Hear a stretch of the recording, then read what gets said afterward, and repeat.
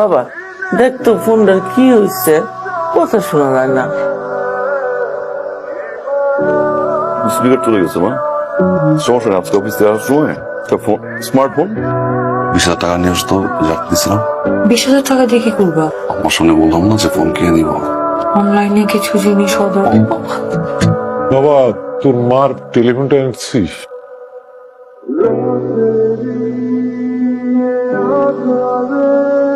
বাবা, টেলিফোন আনার জন্য যে টাকাটা আমার কাছে ছিল ওটা আমি অনলাইনে খরচ করে ফেলছি, সেই জন্য এই মাসে টেলিফোনটা আনতে পারে নাই।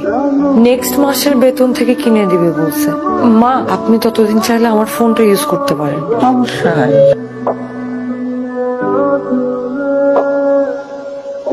আই শুনো, আমার ফোনে 500 টাকা ফ্লেক্সি করে দিও। আচ্ছা ঠিক আছে। শিবা, তোর মায়ের ওষুধ তো শেষ হয়ে গেছে, তুই অফিস থেকে ফেরার সময় নিয়ে আসিস বাপ। ঠিক আছে। ঠিক আছে মানে তুমি ওষুধ আনবা কোথা থেকে? তোমার পকেটে 1 টাকাও আছে? আব্বা, ও তো এই মাসে বেতন পায়নি, ওর পকেটে 1 টাকাও নেই, কোথেকে ওষুধ আনবে বলেন? আসলে এই মাসের বেতন পাইনি। আব্বা, ফয়সালকে বলেন ও ওষুধগুলো এনে দিতে। ফয়সলকে তোর মার মোবাইলে কিনে দিতে পারে না, টাকা নাই বলে। ঠিক আছে দেখি। কথা কথা টাকা মিশা কথা কেন কো? আজব একটা ভুন্দা লোক, একটা কথা না বললে সংসারে আয় উন্নতি হয়। যাও অফিস যাও। এই ওষুধগুলো একটু আছে কাকা, কতদিনের দেবো? 15 দিনের দিকেই শুনবো কাজ।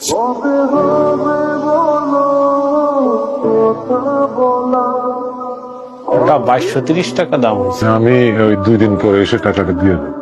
কাকা আমাদের এখানে তো বাকি দেই না। আমি তো এই 4 নম্বর গুলিতেই থাকি, আমি নিজে এসে দিয়ে যাবো, কোনো অসুবিধা নাই।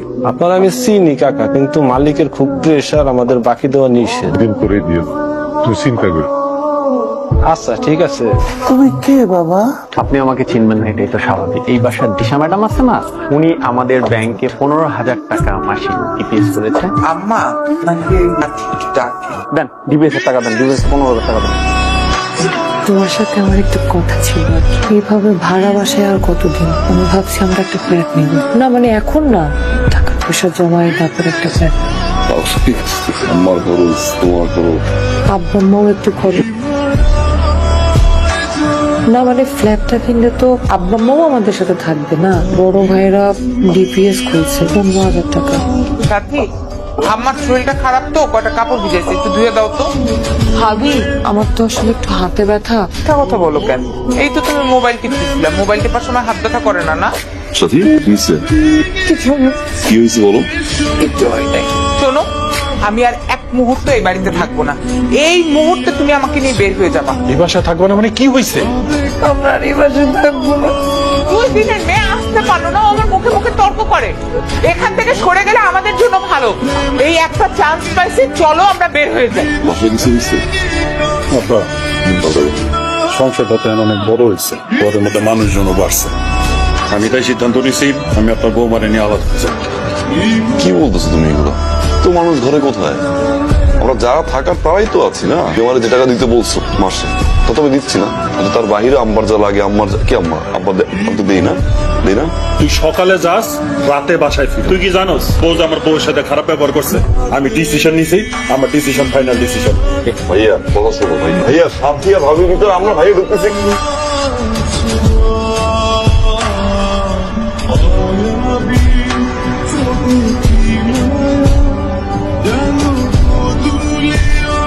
সবই তো বুঝলাম, আপনি এই অবস্থায় চাকরি করতে পারবেন? পারুম স্যার। আপনার বয়স হয়েছে, এই শরীর নিয়ে সিকিউরিটি গার্ডের চাকরি 8 ঘন্টা দাঁড়ায় থাকতে হবে। প্রথম হয়তো একটু কষ্ট, এবং তারপরে অভ্যাস হয়ে যাবে। চাকরিটা আসলে আমার খুব দরকার। আপনার কি ছেলে মেয়ে নাই? আছে স্যার, আমার 2 ছেলে। আপনার ছেলে মেয়ে থাকলে আপনি চাকরি করতে আসবেন কেন? আসলে আমার ছেলেরা যে চাকরি করে তাতে ওদের সংসার চালাইতে তো কষ্ট হয়ে যায়। স্যার আপনি আমার চাকরিটা দেন, আমি যদি না পারি তারপর 2 দিন দেখে আপনি আমার বিদায় দিয়ে দেন। ঠিক আছে, তাহলে কালকে থেকে জয়েন করেন। কি রে, তোরা কই যাস? বুঝ যায় মানে আব্বা, চলে যেতেছি। তুই যাইস না বাবা। আপনি দেখেন না যে ওই বউ ওর সাথে কেমন ব্যবহার করে? এইভাবে কি এই বাসাতে থাকা যায় না? আমি এই বাসাতে থাকবো না আব্বা, আমি গেলাম।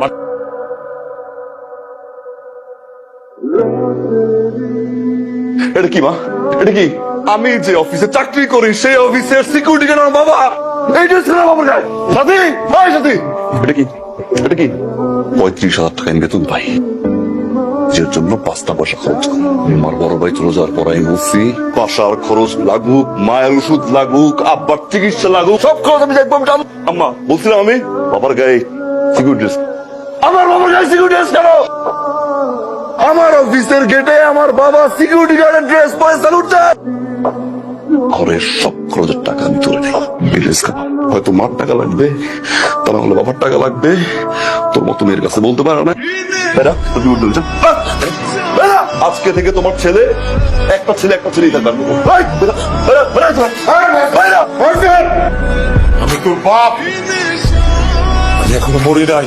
এই সংসারে যা কিছু হবে আমার সিদ্ধান্তই হবে। আমি অনেক বড় ভুল করে ফেলছি। আমি আপনার আর আমার অনেক অসম্মান করছি। আমাকে মাফ করে দেন, আপনারা মাফ করে দেন। আম্মা, আম্মা, আপনি আমার মাফ করে দেন। সন্তান ভুল করলে বাবা মার উচিত মাফ করে দেওয়া। আমাকে মাফ করে দাও, আমি বুঝি নাই। আমার তো বড় আপ্পা আমার নিজের বাবা